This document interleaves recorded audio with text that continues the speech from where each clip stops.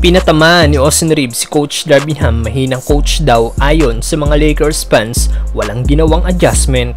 Isang historic night na naman nga po para kay LeBron James dahil na-hit niya na ang 40k career points first ever sa history ng NBA na may player na nakahit ng 40k points. Biniro pa ni Nikola Jokic si LBJ bago magsimula ang laro at sinabing pipigilan daw nila si LeBron na makagawa ng 9 points. Inispoil nga po ng Nuggets ang gabi ni LBJ at tinalo ang Lakers iskoro 124-114.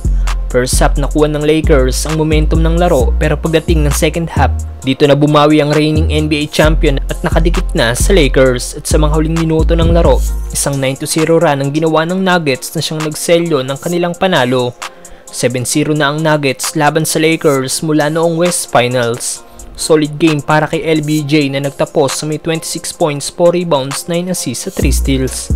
Sayang din ang solid game ni Rui Hachimura na may 23 points, 3 rebounds at 2 assists. May 19 points at career high 14 assists naman si Austin Reeves. Decent game din para kay Dillon na may 17 points, 3 rebounds at 3 assists.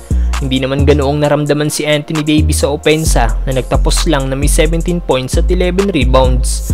13 shot attempt nga lang po ang pinakawalan ng Lakers big man.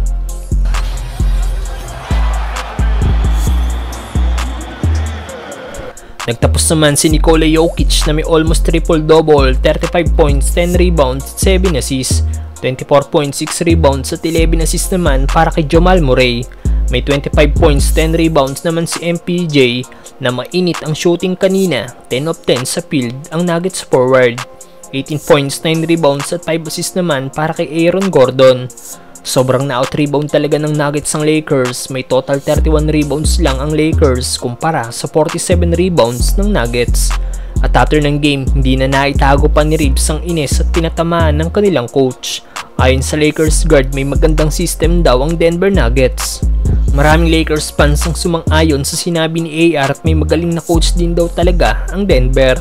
Naging tugon naman ni Coach Ham after ng game ay they make plays, that's what championship teams do. We just didn't make enough of them.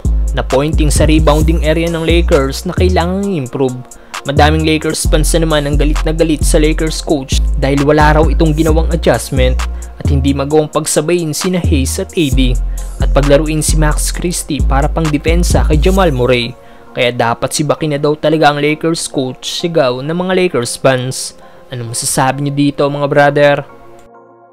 LeBron dribbles at Porter, sizes him up, 360, spin to the rim, and in! There it is! 40,000 on a 360 left-handed layup to the hoop. LeBron makes